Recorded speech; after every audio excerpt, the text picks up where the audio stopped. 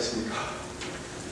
오늘 인사는 아주 특별히 의미가 있는 것 같습니다. 한 주 한 주, 아니 하루하루가 이렇게 다르게 뉴스를 접하다 보면 정말 안녕하시냐는 인사가 시작되겠습니다. 코로나19로 정말 온 국민이 우려하고 있는 이때에 특별하신 은총이 여러분들과 함께하시길 바랍니다. 오늘 제가 말씀을 드리기에 앞서서 먼저 감사 인사부터 드려야 될 것 같습니다. 저는 1997년 3월에 연세대학교에 부임을 해서 이번 2월로 65세 정년을 맞게 됐습니다. 앞에 계신 한두동 선생님이 보실 적에 아직 어린이 같을 텐데 무슨 은퇴하나 싶을 텐데 그렇게 됐습니다. 퇴임을 앞둔 제게 우리 대학교에서 인사드릴 수 있는 기회를 주신 우리 정종원 목사님께 먼저 감사를 드립니다. 또 제가 대학에 재임했던 23년 중에서 특별히 대학교에 담임을 맡았던 2006년부터 2011년까지의 5년 동안 저와 함께 교회에 동참해 주셨던 분들께도 이 자리를 빌어서 다시 한번 제가 감사 인사를 드립니다. 그리고 특별히 정신남 프로젝트에 적극 동참해 주신 여성교회를 비롯해서 대학교회 전체에 다시 한번 감사드리고 앞으로도 계속해서 지원을 부탁드립니다. 몇 년 사이에 이 대학교회가 부쩍 성장한 것 같습니다. 특히 교인 수가 많이 늘은 것 같습니다. 오늘은 코로나 때문에 많은 분들이 이렇게 불참하셨습니다만 제가 코로나가 시작되기 전 2달 동안의 통계를 봤더니 성인 참석자만 평균 360명이 넘었습니다. 정말 놀라운 일이 아닐 수가 없습니다. 물론 교인 수가 늘어나는 것이 교회 성장의 모든 것은 아니지만 지금의 이 안정적인 숫자는 제 생각에 대학교회가 큰 문지방 하나를 넘은 게 아닌가 하는 그런 생각을 해보게 됩니다. 우리 정종원 목사님 또 정종원 목사님을 도와서 목회에 함께해 주시는 모든 교회 여러분들 정말로 수고가 많으셨습니다.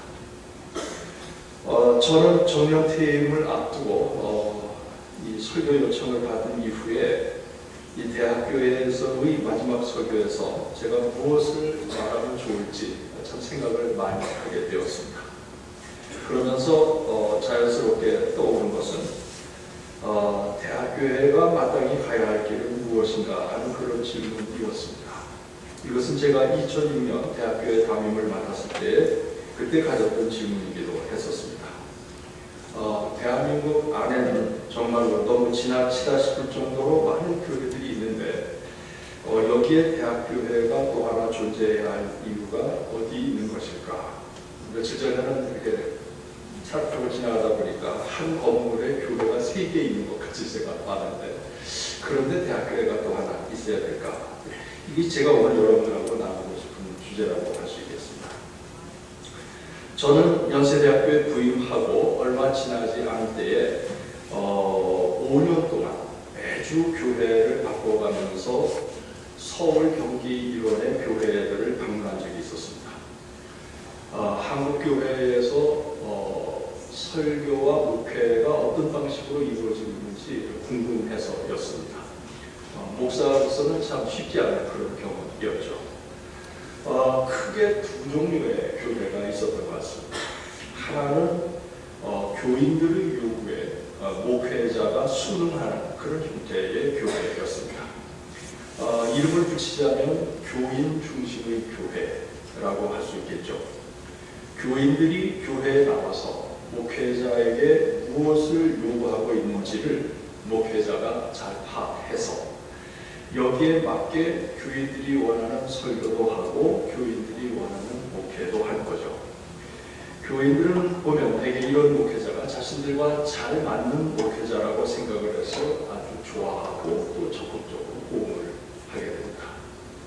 그러나 이렇게 좋은 관계를 유지하다가도 우리가 가끔 신문에서 보기도 하고 또 뉴스에서 보기도 합니다만 이 목회자가 교인들의 요구에 부응하지 않는 그런 색다른 설교나 목회를 하게 되면 교인들은 이 목회자에게 문제가 있다고 생각을 해서 멀리하거나 협조를 거부하거나 심한 경우에는 내치는 그런 경우도 보게 됩니다.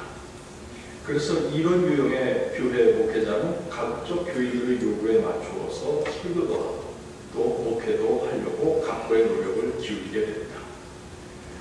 다른 하나는 첫 번 경우와 반대로 목회자의 요구에 교인들이 순응하는 그런 형태의 교회도 있었습니다. 목회자 중심의 교회다, 뭐 이렇게 표현할 수 있겠죠.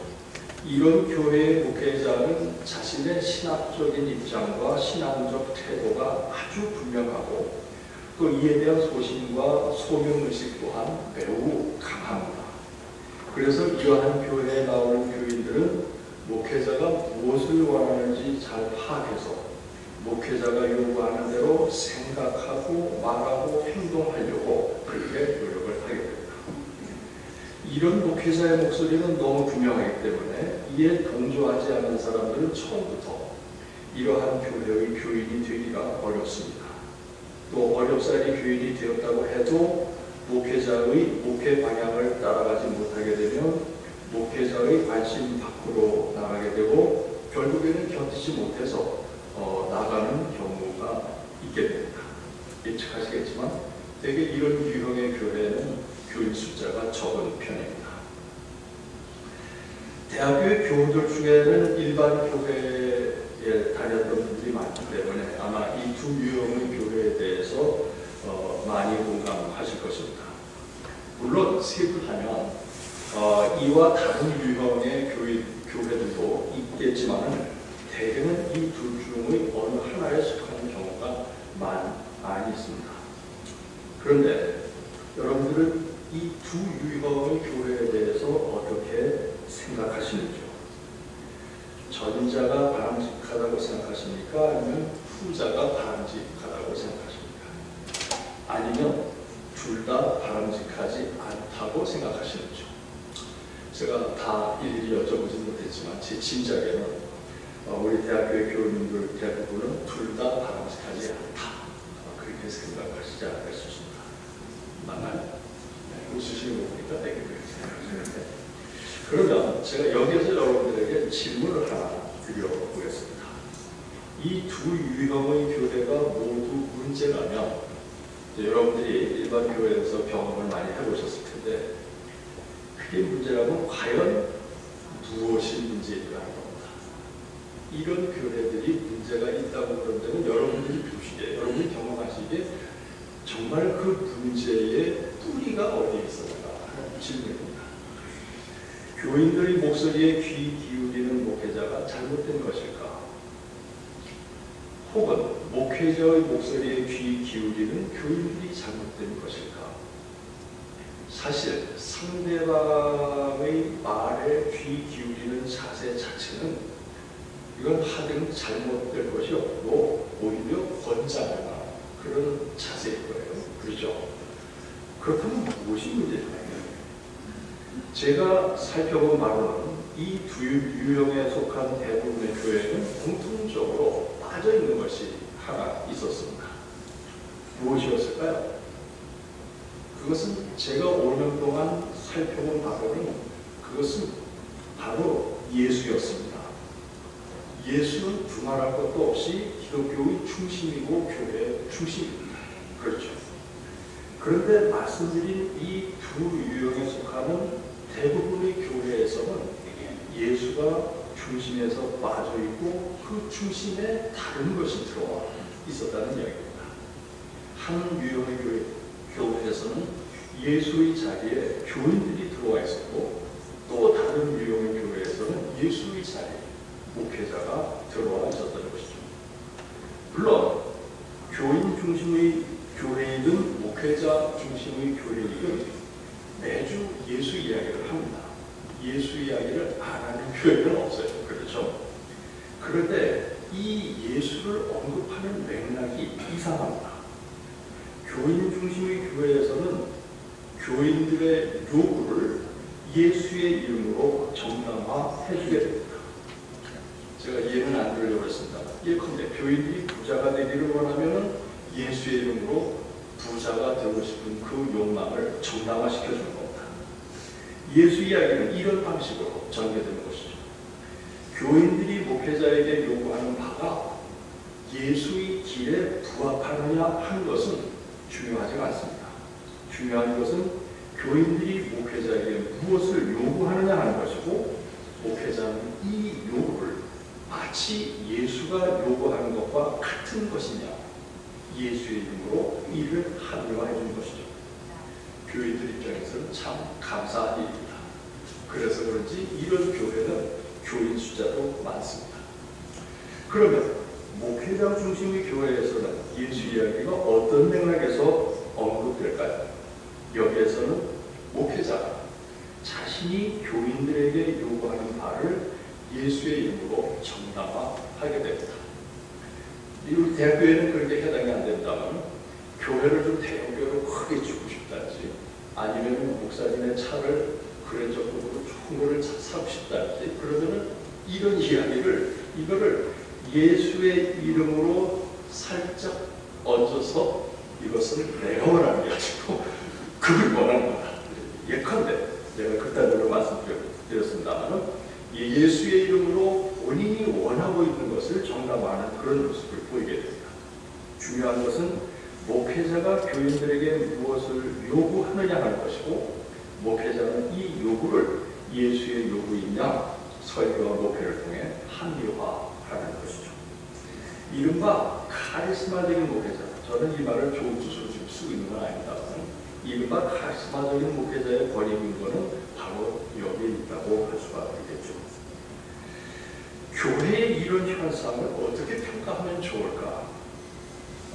이 참 표현하기에는 좀 못합니다만, 이러한 이 현상을 이름을 붙인다면 이건 엄밀히 예수 길들이기에 다름 아니라는 그런 생각을 하게 됩니다. 저는 요즘 개 길들이는 그 TV 프로그램을 아주 즐겨 보고 있는데, 개 혹은 고양이를 애완용으로 키우는 분들 많죠. 애로사항도 많은 것 같아요. 이분들의 공통적인 과제가 있다고 그런다면, 그것은 TV 프로그램을 보니까는 이 개나 고양이가 내 말을 잘 듣고 내 요구대로 잘 따라하도록 길들이는 것, 이게 아주 큰 숙제인 것 같아요. 교회에서도 이런 길들이기 현상이 일어난다는 그런 이야기입니다. 대한민국의 많은 교회들은 교인들의 요구에 맞게 예수를 길들여서 교인들의 요구를 정당화하는 데에 예수를 활용하거나, 아니면 목회자의 요구에 맞게 예수를 길들여서 목회자의 요구를 합리화하는 데에 예수를 이용하는 일들이 왕왕 일어나게 된다는 이야기죠. 이게 사실이고 이것이 문제라면 정말로 좁은 교회는 어떤 교회일까? 그렇죠. 한번 생각해 봐야겠죠. 그리고 우리 대학교회가 가야 할 길은 어떤 길이어야 할까? 아마 여러분들의 마음속에서도 그림 하나가 이미 그려지셨을 거라고 생각이 됩니다. 당연히 좁은 교회는 교인들의 요구에 목회자가 순응하거나 목회자의 요구에 교인들이 순응하는 그런 교회가 아니라, 예수의 요구에 교인들과 목회자가 함께 순응하는 그런 교회가 아닐까 싶습니다. 이런 교회를 이른바 예수 중심의 교회라고 할 수가 있을 것이고, 이렇게 목회하는 목회를 예수 목회라고 할 수가 있겠죠. 저는 교인들이 목회자에게 어떤 요구를 하는 것 자체가 잘못되었다고는 생각하지 않습니다. 문제는 무엇을 요구하느냐 하는 것이죠. 교인들의 저속한 물질적 욕망을 목회자가 예수의 이름으로 정당화해 주기를 요구한다고 한다면 그것은 잘못된 요구일 것입니다. 그렇죠? 그러나 교인들이 예수의 길을 따라서 인생을 바르게 살기를 원해서 목회자에게 예수의 길에 대해서 설교해 주기를 요청하고 예수의 길을 따라서 목회해 주기를 요청한다면, 그것은 두말할 것도 없이 건강한 요구이고 또 당연한 요구라고 할 수가 있을 것입니다. 마찬가지로 목회자가 교인들에게 어떤 요구를 한다고 해서 그것 자체가 잘못된 것은 또한 아니라고 생각이 됩니다. 무엇을 요구하느냐가 문제인 거죠. 목회자의 내면에 감추인 그런 저속한 욕망을 관철하기 위해서 강단에서 예수의 이름으로 자신의 요구를 정당화하려고 한다면 그 목회자는 건강한 목회자라고 할 수가 없을 것입니다. 그러나 목회자의 요구가 교인들로 하여금 예수의 길을 따라 올바른 인생을 살라고 촉구하는 것이라고 한다면 그러한 요구는 마땅히 해야 할 당연한 요구가 아닌가 싶은 것입니다. 오늘 성서 본문 중에 벼라산 사건을 기록한 이 마태복음 17장의 내용은 우리에게 시사하는 바가 크다고 생각이 됩니다. 예수께서 베드로, 야고보 그리고 그의 동생 요한을 데리고 높은 산에 오르셨습니다. 그런 그들 앞에 예수의 모습이 환하게 변하셨고 그 옆에 모세와 엘리야가 나타났습니다. 굳이 의미를 부여한다면 이스라엘의 율법을 대변하는 모세와 이스라엘의 예언을 대변하는 엘리야가 예수와 함께 있었던 것입니다. 유대인인 베드로의 입장에서는 자신의 선생님이신 예수도 중요하지만 이 모세와 이 엘리야도 중요하다고 생각을 했고 그래서 이 세 사람을 위해서 초막 셋을 지으면 어떻겠느냐고 제안을 하게 된 것입니다. 그런데 그 다음 장면이 어떻게 되었나요? 구름 속에서 예수는 하나님이 사랑하는 아들이고 내가 좋아하니 그의 말을 들으라고 하는 그런 소리가 들렸고 그 소리에 놀라서 사방을 둘러보았더니 모세와 엘리야는 온데간데 없이 사라졌습니다. 무슨 이야기일까요? 이스라엘의 율법을 대변하는 모세와 이스라엘의 예언을 대변하는 이 엘리야가 이스라엘 사람들에게 아무리 중요하다 하더라도 그들이 예수의 자리를 대신할 수는 없다는 뜻 아니겠습니까? 이것을 오늘 우리들의 화제에 옮겨놓아 보면 어떨까요? 교회에 있어 교인들과 목회자는 없어서는 안 될 아주 중요한 구성 요소입니다. 그렇죠? 그러나 그렇다고 해서 교인들과 목회자가 예수의 자리를 대신할 수는 없을 것입니다. 그렇게 되면 앞서 말씀드린 것처럼 결국 교인들의 요구를 예수의 이름으로 정당화하거나 목회자의 요구를 예수의 이름으로 합리화하는 잘못된 결과에 이룰 수 있다는 이야기입니다. 그렇다고 해서 교인들이 필요가 없다, 목회자도 필요 없다 그런 이야기는 아닐 것입니다. 중요한 것은 교회의 중심은 예수라는 것이고 목회자는 이 예수의 길을 교인들에게 올바로 가르치고 교인들은 목회자를 통해 선포된 이 예수의 길을 따라서 올바로 사는 이것이 건강한 교회의 모습 아니냐 하는 것입니다. 저는 대학교의 교인이나 목회자는 쉽게 상대방의 요구에 순응할 만큼 그렇게 미숙한 분들이 아니라고 생각합니다.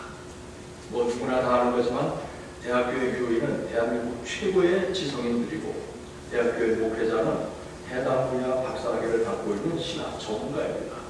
일반 교회와는 다른 그런 조건을 갖고 있습니다. 그래서 대학교에서는 목회자가 교인들이 부적절한 요구에 순응하는 경우도 거의 없고 또 교인들이 목회자의 부당한 요구에 순응하는 경우도 거의 없습니다. 요구하지도 않고 그 요구를 받아들이는 경우도 거의 일어나지 않습니다. 저는 여기에 대학교회가 일반 교회와 다른 점이 있고 동시에 대학교회가 나아가야 할 길에 대한 암시가 있다고 생각을 합니다. 대학교회는 교인이 중심인 교회도 아니고 목회자가 중심인 교회도 아닙니다. 교인이 목회자 위에 있는 것도 아니고 목회자가 교인들 위에 있는 것도 아닙니다. 대학교회는 예수가 중심인 교회입니다. 목회자는 교인보다 앞장서서 예수의 길을 가면서 그 길을 따라 교인들에게 설교하고 목회를 하게 됩니다. 교인들은 목회자의 설교와 목회를 통해서 예수의 길을 배우게 되고 그리고 그 길에 동참하게 됩니다. 대학교회의 교인과 목회자는 더불어 함께 예수의 길을 가는 예수의 길벗들입니다. 이것이 대학교회의 길입니다. 처음 질문으로 돌아가 볼까요? 대한민국에 수없이 많은 교회들이 있는데 왜 대학교회가 필요한가? 여러분 대답은 어떤 것인가?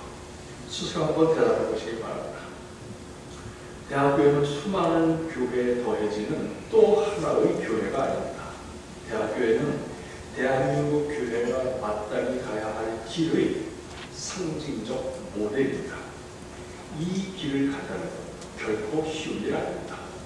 이것은 목회자에게도 부담이고 교인들에게도 부담입니다. 그러나 대학교에는 이미 오래전부터 이 길을 걸어왔고 우리는 또한 이 길을 이어가고자 지금 이 자리에 함께하고 있는 것입니다. 모쪼록 예수를 중심에 모시고 대학교의 바른 길을 가고자 하는 우리 대학교회와 교우들 가운데 하나님의 은총이 늘 함께하시기를 바랍니다. 함께 묵상합니다.